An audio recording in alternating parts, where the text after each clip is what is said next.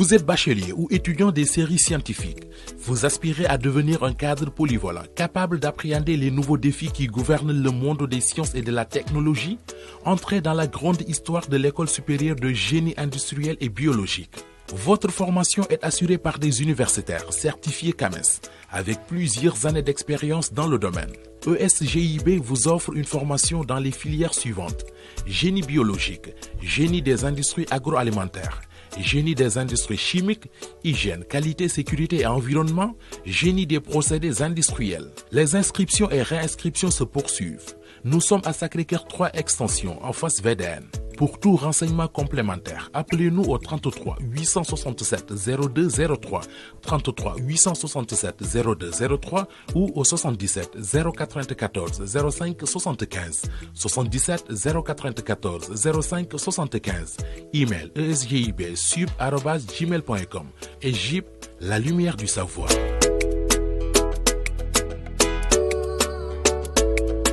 Rek ci retard bi enchaîné fas yéene ñëw comme ni ñu koy baaxoo di defee semaine bu ne altine ba jeudi ñu ñëw waajal lii di li xew ci biir internet bi ma ànd ceeg Merry Beye Diouf. Merry, maa ngi lay nuyu. maa ngi lay ziar Mamadou di nuyu suñu téléspectateur ak internet yi nga xamante ne ñoom ñoo safoo di ñu seetaan. Donc noonu leeralal rek balaa ñu doon commencé dafa doon laaj ba xam na tagal bi baax na. ah waaw dama la laaj yaay sama góor pour internautes yi waaw pour internautes yi xamaale ni ñu jugé wala rek aca ñu dem. donc maa ngi nuyu téléspectateurs yi di nuyu ñi nga xamante ne ñoom ñoo safoo di ñu seetaan heure bi saa yu jotee muy 13h30. ci seen émission ëttu internet wala li xew ci biir internet. yaatu na bari na week-end bi wax nañ leen bu ñu ñëwlee à partir de jeudi. vendredi samedi dimanche li xew ci biir internet yi bari na cas yi bari na. wallaay ay Las Vegas. ay Ndella Madior yooyu yëpp ci internet la xewee ñu yaatal ko. nee na loolu yëpp ci week-end bi la xewee. ci week-end bi la xewee mais ci biir internet bi la débat yi di continuer. mais dañuy njëkkee ak lu am solo li ma gis ni ci depuis ce matin gars yi internet yi ñu ngi koy partager et puis toujours que ñun tamit suñu rôle mooy sensibiliser gën a informer wan parents yi li ñuy jëndal seen doom yi wala li ñuy wan seen doom yi ci internet bi nekk lu am solo. waaw mu nekk benn vidéo boo xamante ne mi ngi daal di circuler depuis démb sax la commencé di circuler. ñuy wane ay jouets yoo xamante ne ay xale ñoom ñoo ko jënd comme ni ngeen ko gisee ci image bi nag dafa am ñi ñi xam nañ ne que fii rose moom mooy signifier li nga xamante ne moo di jigéen bleu mooy signifier li nga xamante ne moo di góor.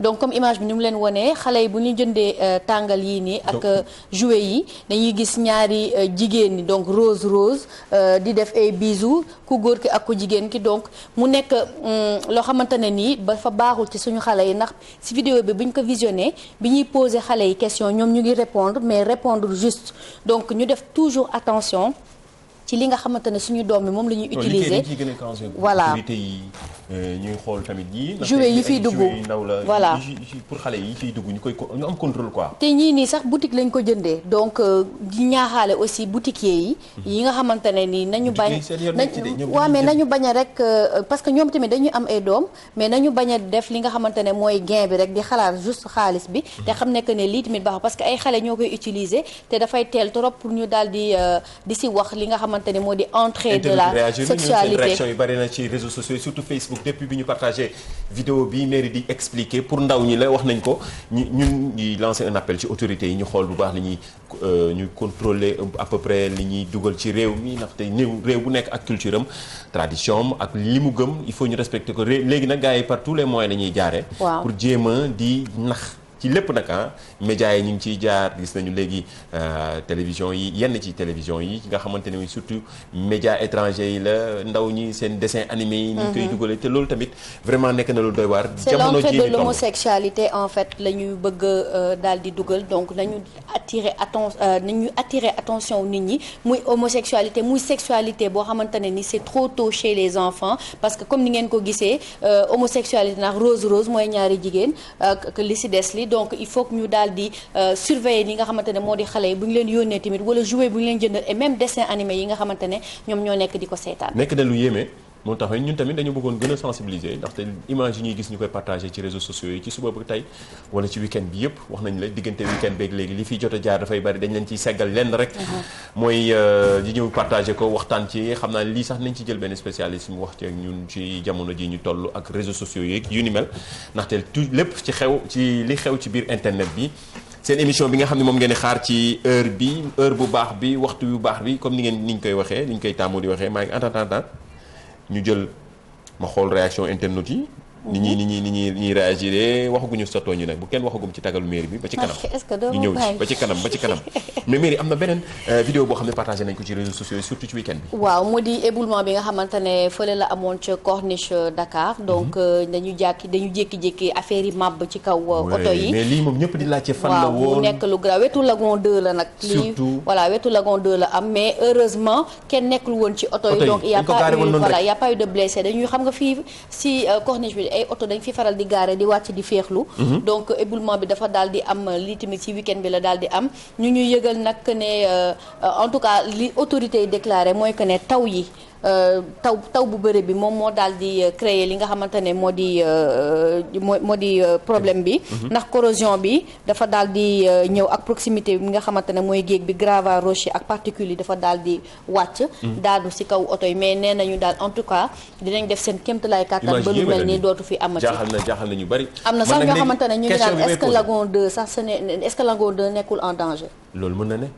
mais question may posé mooy ba xam na assurance à vie am na tout risque yi assurance oto yi la ma ci jaaxal. waaw mbiri oto yi. lii moom oto yi bees laa ci gis de. waaw fii kay. gis naa ci oto yu bees yoo nga xamante ni yéeme na mais en tout cas di masawu seen ay borom image yi gis nañ ni. nekk na image bi ñu gën a partagé ci week-end bi ci réseaux sociaux yi li xew ci biir internet bi yéen a ñuy suivre actuellement ci sunu page Facebook bu télévision Futur Média. compte Twitter hashtag bi bu leen ko fàttee sunu net la mi ngi nii. min ngeen ko sunu net la seen ay réaction dañ koy jël en temps réel ci Facebook bi Twitter bi mais surtout ci YouTube bi ndaxte léegi tàmm nañ bari nañ fa tànk lool léegi YouTube. même question yi ñuy posé kii kan la lii lan la yu ci bari réponse yi léegi ci YouTube bi la. pour ngeen insister leen gannaaw live bi ngeen di seetaan en temps réel ci Facebook bi mën ngeen dem ci YouTube bu télévision Futur Média YouTube la /TFM di ngeen ñu gis en temps réel muy bépp émission buy jàll ci biir télévision Futur Média comme ni ñu koy waxee TFM réseau social la. c'est la télévision digitale aussi. waaw réseau social wala télévision digitale et connectée. loolu baax na. waaw léegi nag cas yi bëri na ci week-end yi nag. waaw xool boo ciy wax nag yëpp bëri na. cas yi bëri na waaye daal bi nga xamante ne moom daal moom moo yëngal on va dire internet bi depuis vendredi. mu di suñu maman Ndella. ndax Ndella waaw maman Ndella moom daal dina fi waaw dañ ko invité woon ci benn émission de la place mu daal di rek comme à son habitude xam nga moom saa yu ñu ko invité elle a cette liberté d'expression là ce côté free de sa personne ba xamante ne nii moo tax mu free waaw moom sax justement sax jarul sax ñuy dugg ci li ñu wax jarul si loolu moom leeral nañ ko joxe na ci ay explication def na ay live en tout cas dañuy day tàmm nañu ñun ñi dañu am benn marque de fabrique mën nañ ko tuddee loolu ci Ndella mooy je veux des cœurs bi. waaw waaw réalisateur connecté. Beaucoup de cœurs. Des cœurs pour Ndella Madior Diouf. Alors. Encore des cœurs. ah oui des cœurs. encore des cœurs. mi ngi noonu Ndella mooy instant yi foo laal ci Facebook bi ak Twitter bi gis. ay photo am wala ku nekk di joxe sa xalaat noonu la réseaux sociaux yi jamono yi toll bu njëkk ba kenn waxtaanu kañ la woon bu dara xewee après dañ koy waxtaanee ci biir kër gi teg boolu añ bi di ko waxtaanee léegi nag yooyu yëpp amatuñu temps bi. léegi téléphone bi la téléphone portable yi smartphone yi moo tax toujours dañ leen di sensibiliser. ngeen def ndànk ku nekk kilikoro di waxtaan ak ku nekk États-Unis mi ngi noonu ngeen def ndànk ak téléphone portable yi lépp loo ciy bind wala nga koy wax nga xalaat ni.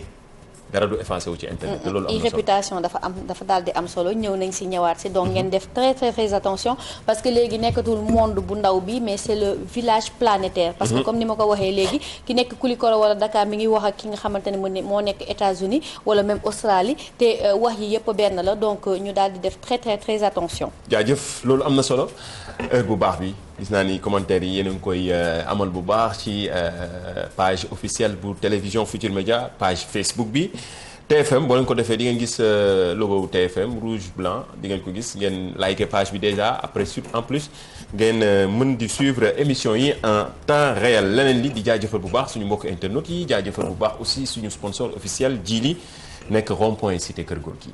waaw mi ngi rond-point cité Kër Gorgui boo leen bëggee am na ay téléphone Samsung de très bonne qualité avec une garantie de 24 mois. mais aussi am na tamit li nga xamante ne mu di ay appareil électroménager moo xam climatiseur la ndax tàngaay gi fu mu ne nii moom mi ngi bëgg a rey nit ñi. moo xam frigo la moo xam leneen ak leneen en tout cas boo leen fa demee muy bi nekk fële ci cité Kër Góor gi wala bi nekk aussi Colobane boo leen fa demee di ngeen fa am en tout cas ay appareils yu mucc ayib. jaajëf Djily am na yeneen boutique yu nekk Colobane am na boutique yu nekk Gueule Tapée di ko jaajëfal moom Djily dinañ tànn kenn ci semaine bi mu dem ci Djily comme gars yi ni ñu koy wax waa li xew ci biir internet bi yóbbu leen ñu ci Djily. waaw dañuy yóbbu ngeen jël seen ay lot am ngeen possibilité ci kaw boo leen joxee réponse bi nga xam ni gis nañ ni ci question yi ñi ñëw di poser kii kan la wala lii lan la loolu ñu gis ni réponse bu baax la mais leneen ni internet yi tamit jaajëfal leen surtout waa Guinée yi xam nga internet amatul. frontière wax nañ ko léegi li xew Guinée day xew fii. c'est un monde planétaire c'est un village plutôt planétaire. donc week-end bi yëpp xam ngeen ne que ne Guinée da doon def li nga xamante ne moo di votam. en tout cas twittosphère bi yëngatu na avec le hashtag Guinée.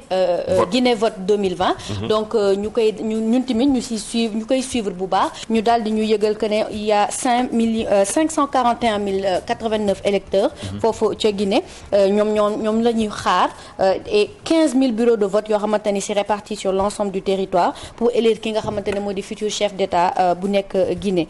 pour un mandat de 6 ans Mamadou Ndiaye. waaw beneen gis nga élection présidentielle yu solo su mu am nag mooy ni nga xamante ne mooy président sortant bi di Alpha Condé mi nga xam dafa briguer 3e mandat mu créé fa coow ba am ñi ci ñàkk seen bakkan. démb ak tey Guinée vote hashtag bi nga xam ni ci internet bi muy Sénégal fépp ci àddina ku bëgg a am information en temps réel. ci situation bi xew fële ca Guinée gannaaw suñu médias yi ndax gis nañ télévision Futurs Médias yóbbu fa équipe bu am solo ñu doon jox information en temps réel comme internet. ni ñu koy waxee télévision Futurs Médias réseau social la. mais ñii tamit ñi ngi doon sukkandiku ci hashtag bii di Guinée vote ci nga xamante ni ñëpp ci lañ doon joxe info yi en temps réel gannaaw yenn yi nga xam ne vérifié nañ ko gis nañ ni participation bi bari na participation massive la Guinée yi génn ñoom ñëpp daal di dem voté ji tendance yi nag li mu njëkk a joxe mooy. Cellou Dalein Diallo lañ gis ni ci gannaaw yenn ci ay bureau de vote waaye.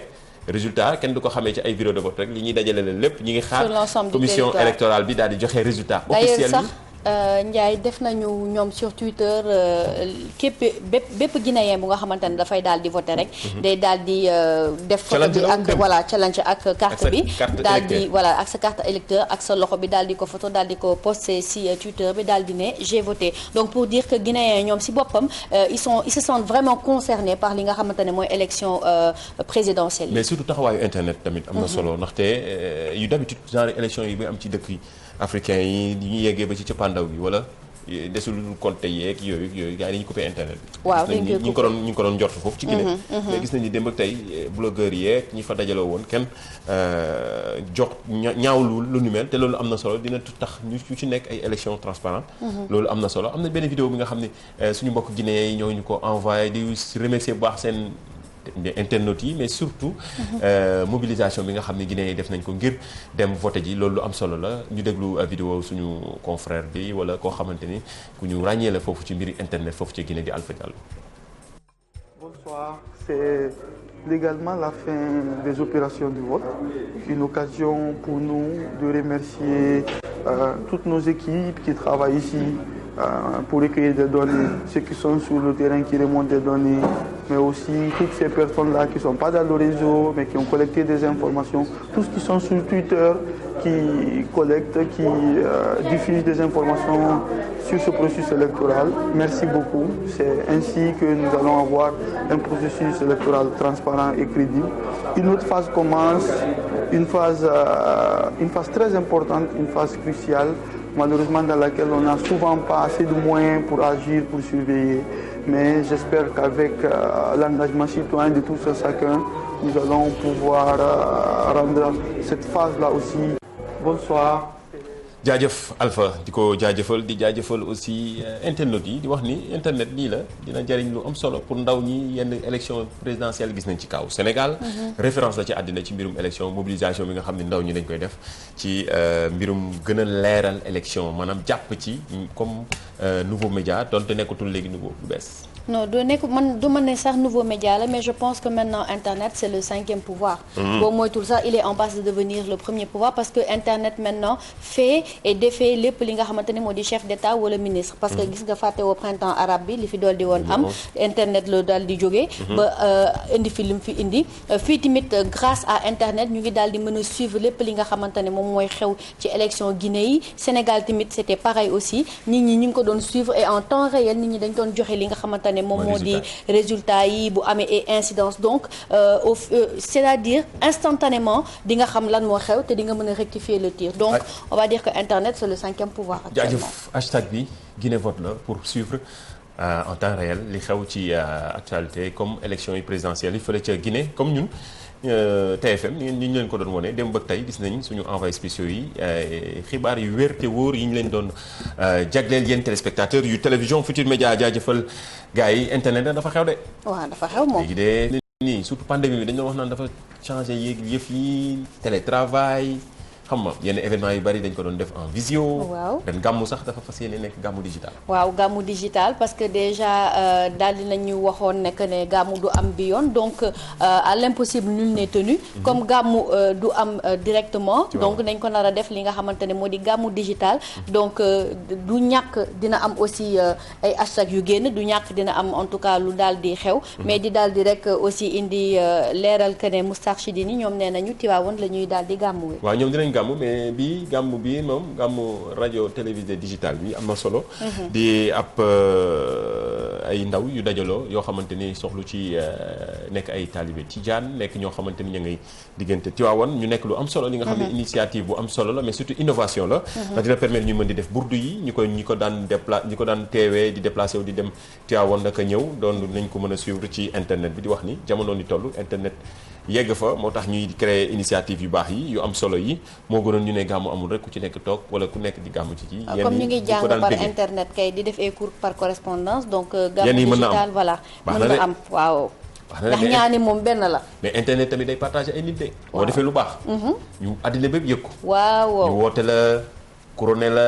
félicité la mais boo defee lu bon tamit noonu mairie yow de boo defee lu bon mais boo doon def lu baax rek. ni nga dëkkee nii ñaana ma jaama rek. mais am na Sénégalais yi nga xam ne vraiment action citoyenne moo leen di yóbbu fu ne. dëgg la loolu moo dal ki nga xamante ne moo di suñu rakk bi di Sophie Gueye. ndaxte Sophie Gueye yëngal na aussi li nga xamante ne moo di internet. ci week-end bi surtout mais ci week-end bi mais positivement. am na sax ñu naan na ko président de la République recevoir. parce que moom mi di Sophie Gueye moom moo nekk fële ci association Les Racines de l'Espoir. donc moom nag elle a vraiment grand cœur parce que lépp li nga xamante ne moo di soxal li muy xale yi muy taalibe yi donc moom dañ ko daal di primé elle est lauréate du trophée Woman Choice Award Africa fële ca Ghana la amoon week-end bi donc catégorie Young Achiever of the Year mooy action sociale yi muy def waaw danga may bàyyi ma daaneel su ma daanelee ma daal di ko traduire rek bàyyi ma eggali rek voilà donc catégorie Young Achiever of the Year léegi loolu moom mooy signifier action sociale yi nga xamante ne moom lay def maanaam jàppale ñi nga xamante ne ñoom ñooy néew di doole jàppale ñi nga xamante ne moom mooy xale yi donc si loolu lañ ko daal di tabbe daal di ko defal li nga xamante ne moo di prix bi. mi ngi noonu ndaw ñi mairie day làkk anglais yi di action sociale. kii mais yow suñu yaay loo leen xeet loo leen kii day wër di dimbale. mi ngi ci jàppale taalibe yi mi ngi ci. action yu am solo yoo xam da koy def di koy partager ci internet bi. moo ko yóbbee lii mu am tey muy ndam lu am solo boo xam ni yow amal na ko Sénégal di koy encourager. ndaxte fii moom jamono ji boo def lu baax parfois dañ koy partager ci internet bi rek. fàtte mais nit ñi ko gën di support li bari na ci nag. sénégalais wala ay sénégalais yuy def lii ñu nekk ci ay action citoyenne moo tax dañ leen di jaajëfal ñoom ñëpp képp ki nga xamante ne yaa ngi liggéey pour sa gox. yaa ngi liggéey pour Sénégal yaa ngi liggéey pour jeunesse su Sénégal. di wax ni toujours am na ñenn du rek côté bu négatif la ñuy wane. am na yeneen yi nga xam ne ñi ngi ci di def liggéey bu am solo maa ngi xalaat waa Pikine yi ak ñeneen ñoo xamante ne ñi ngi ci domaine bu nekk. di góorgóorlu d'ailleurs action citoyenne gis nañ ci week-end bi tamit jullit yi dajaloo dem ca chrétien ca cimetière Saint-Lazare waaw daal dinañ dem aussi ci cimetière Saint-Lazare bi daal di désherber foofu cimetière bi mu nekk aussi action boo xamante ne dañ koy naw ndaxte du loo xamante ne nii nit ñi dañ leen ko laaj mais ñoom ñoo jóg de leur propre chef daal di ko def te lii dafay gën a renforcer li nga xamante ne moo di dialogue islamo-chrétien bi donc di toujours wax suñu internautes yi action sociale dafa baax surtout boo ko defee ngir yàlla rek tax ndax après si la lu nekk di la fekk.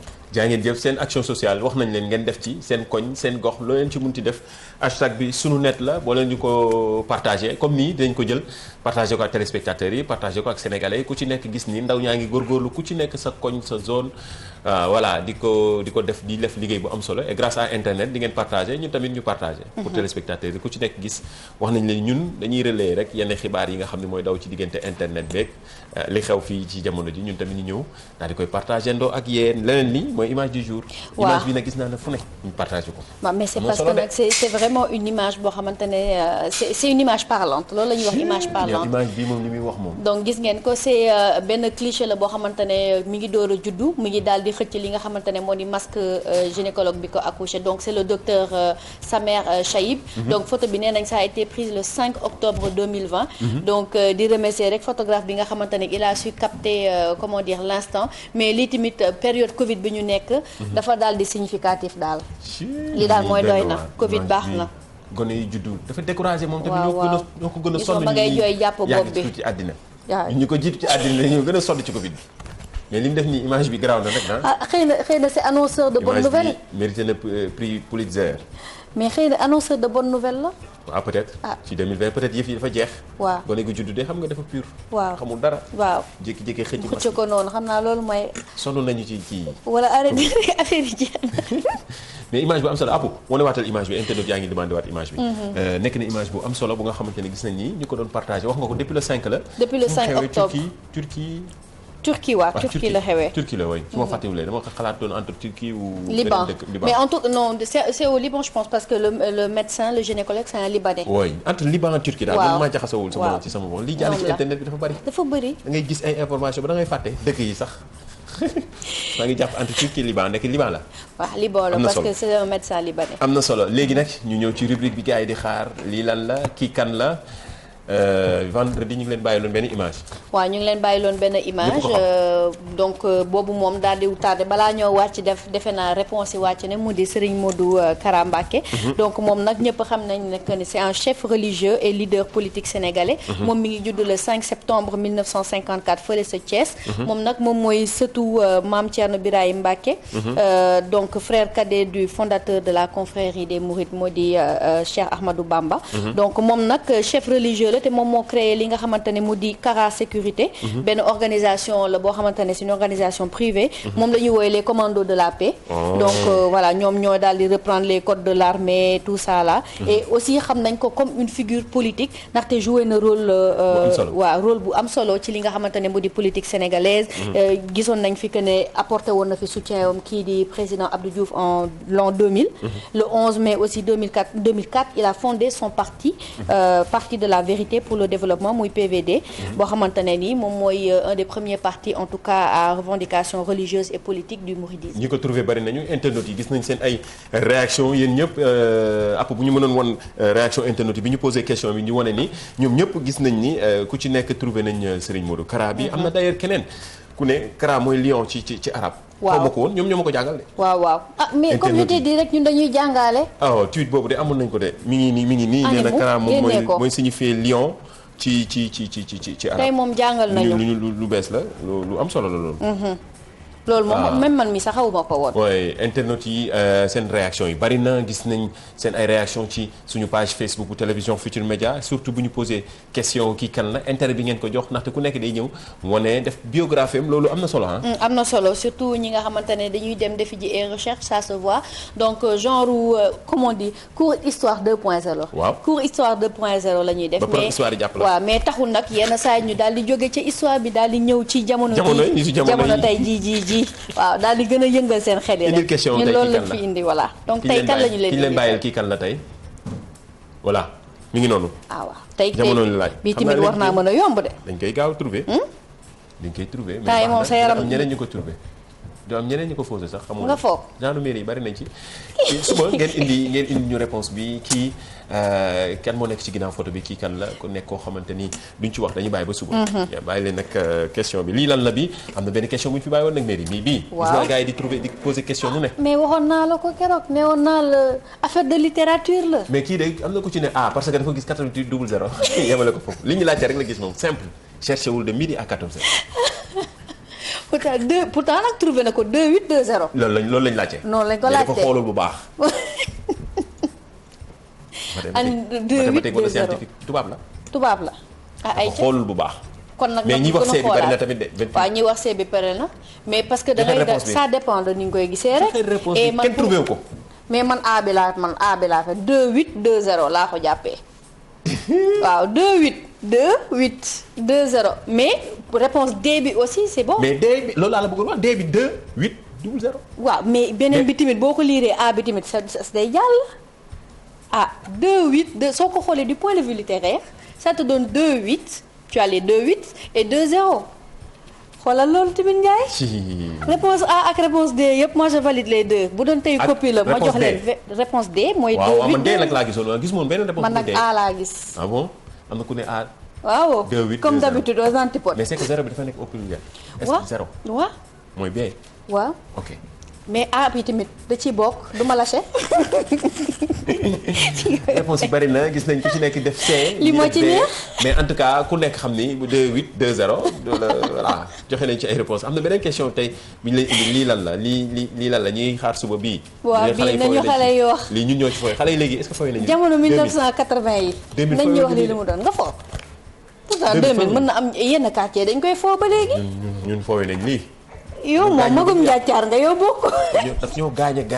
yow magum njàccaar nga déggal Apulaay ci gannaaw ma nga yuuxu. voilà gars yi dañ di fàtte ne jamono lii baax na li xew ci biir internet bi la mais parfois ñu génne ay images yu xaw a yàgg xam nga xaw leen fàttali seen ay jamono. loolu te loolu nekk na lu am solo image bi nag ñi ngi xaar ngeen wax ñu ci tuuti boo leen amee anecdote aussi ci lii nga xamante ni mën nañu jàpp ne ndaw ñu bari foo nañ ci. am na solo ñu jeexale ko ak xibaar bitim réew yi wala li xaw ci application yeeg yi bees yi ndaxte loolu am na solo balaa ñoo jeexal. waaw comme ni nga ko waxee rek Actu Inter bi gis nañ ne que lii mooy arrivé iOS ba bu application message bu iPhone bi. donc dafa daal di am li nga xamante ne moo di changement ñi nga xamante def nañu li nga xamante ne moom moo di mise à jour bi. dinañ ko mën a gis li nga xamante ne moo di seen téléphone ndaxte daf lay permettre si say message dañu def li nga ngeen baal ma ci li nga xamante ne bi maa ngi koy répéter rek waaye ay changement la par rapport à la messagerie en tout cas ay amélioration la rek parce que da ngay mën a profiter des nouveautés si sa conversation moo xam ndax da ngay copier message moo xam ndax da ngay def li nga xamante ne moo di emoji moo xam ndax aussi da ngay daal di nu mu tuddate filtrer ay message loolu yëpp c'est daal di possible maintenant soo demee ba réglage message nga daal di def filtrer les expéditeurs inconnus am na ku ma laaj loolu de nee na ma yéen mën ngeen ñëw ci ni ñuy filtrer message ni ñuy defee non yooyu yëpp dinañ ci def document nee na am na WhatsApp bi surtout parce que mairie loolu la ñuy wax ne WhatsApp yi parfois yéen yi nga xam ne message yi nga xam da nga koy jot doo bëgg mu des ci sa biir téléphone da ngay bëgg rek moo xamante ne du gaaw fee sa téléphone waaw loolu ci WhatsApp bi la loolu dinañ ci ñëwaat mais bii en tout cas ñi nga xamante ne ñoo yor iPhone bi moom la daal di intéressé donc mën nga léegi épingler li nga xamante ne mooy les messages importants mën nga aussi désépingler bien sûr rendre les conversations de groupe beaucoup plus fun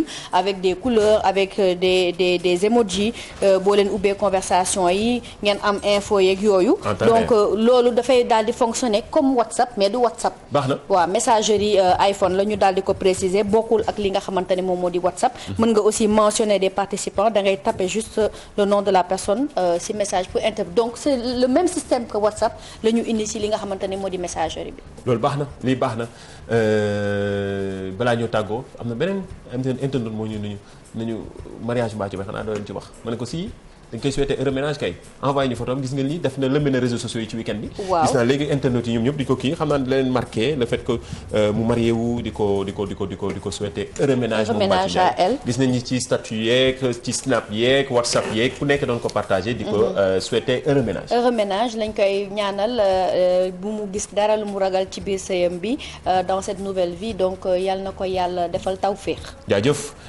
Apu les perles du web heure bi maire yi di xaar vidéo yi nga xam ne wala ni reetaanloo ci jamono ji heure bi nga xamante ni ñu ngi waajal añ wala ñu añ ba pare ngir xaw a reetaan tuuti relax wax nañu la yëf yi du rek carré toujours information yi ngay jot mais parfois autrement daf ci baax li xew ci biir internet bi jox leen dig daje ba suba ñu ngi leen di jox dig daje ba suba effectivement Mamadou di leen jaajëfal ci seen teewaay di la remercier bàyyi tooñ bi tey yi nga ma remercier yàlla baax na tey remercier dama di remercier aussi ñi nga xamante ne ñoo di équipe digitale bi ci gannaaw ñoom yu suñu bébé apu ak di nuyu aussi sama benn tata bu nekk tata Awa Diop bu nga xamante ne mi nga dëkk fële sa jak saaw nee na woon su ma ko waxul woon tey bonjour dina ma rey jaajëfal nañ leen yéen ñëpp ñi ci Facebook bi ñi ci Twitter bi hashtag bi bu leen ko fàtte sunu net la émission bi day continuer ci réseaux sociaux yi wala ci internet bi jaajëfal nañ leen Apulaay jaajëfal naa la yow réalisateur connecté ak team bi nekk ci ginnaaw ñëpp jaajëf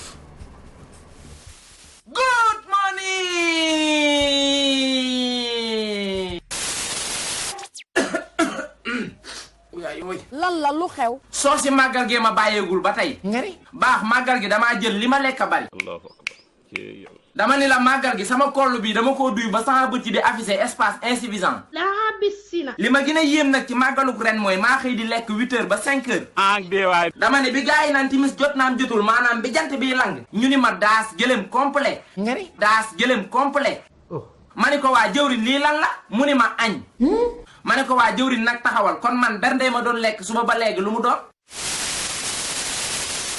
mu ni ma da nga doon ndékki ma ne ko jëwriñ ndékki 8h ba 17h ay waay xëree ngay jooy waay bu fi kenn jooy ñun doon nekk lu fi di nax kenn man daal màggalu ren gi man mënu ma laa wax ñaata yoon la ñu ndékki 3 fois la ñu ndékki laa tax rabu hoo mu ni 3 fois la ñu ndékki ah bon danoo xëy ndékki macha allah mburu ak ay bagaasam ñëw ak café au lait soxna Khady Fall ñoom indi ko. man boobu damaa yàkkamti ndax bi may tollu Daaru Musti laa commencé ndékk ba biir Touba. enfin.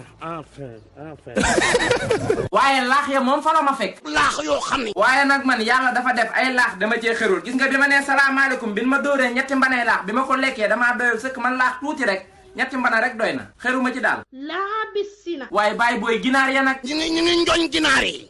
soos yaa ngi kii soxna yaa ngi ci waañ wi. macha allah.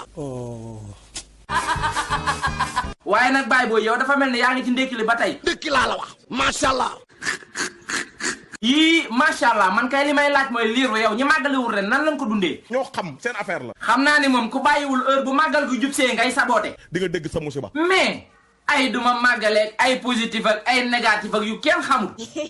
cay kër Baye Karim nga la fay bernde. falaa fekk Gris Bordeaux muy wër ay bernde. waaye waayam la nag. saytaane nga rek mu naan xaritu Gris la. waa liiru yow Baye Karim bu dee xaritu Gris du ma ko wax. sëñ Abdou Karim ñëpp la fi nekkal. wuy ma liiru jànn wuy ma tay du bisu xuloo man boobu ba léegi maa ngi waaj pour ñëw sa kër dama laa bëgg a seet si. sama kër bis boo fa ñëwee dootoo fa ñëw dama lay génne yat laa lay génne. du maa yor sama ñëwukaay di ñëw ñëwatuma. yaa xam. kon maa woo daal jël beneen paquet ñu avancé. maa ngi jéggalu nag di tub di jéggalu bu baax a baax a baax. yow lan ngay jéggaloog sat kol nga may saf kuy tee ñëm bonaat. bu démb doon tey du ma ko mës a def. wuy ma non Maawa taxawal Maawa attends Maawa coupé ma séquence bi.